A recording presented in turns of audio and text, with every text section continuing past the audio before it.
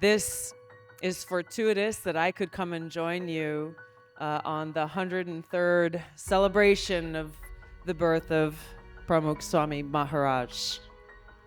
To be able to hear about the many thousands of hands and hearts that went into building this iconic temple, and to walk through and see the meaning behind every single one of those sculptures.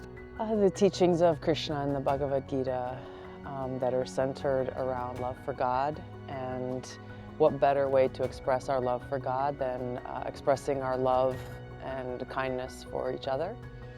And I've chosen to dedicate my life in service to God and to others. And that has taken different shapes and different forms, but as long as I am committed to that path, then I know my life will be successful.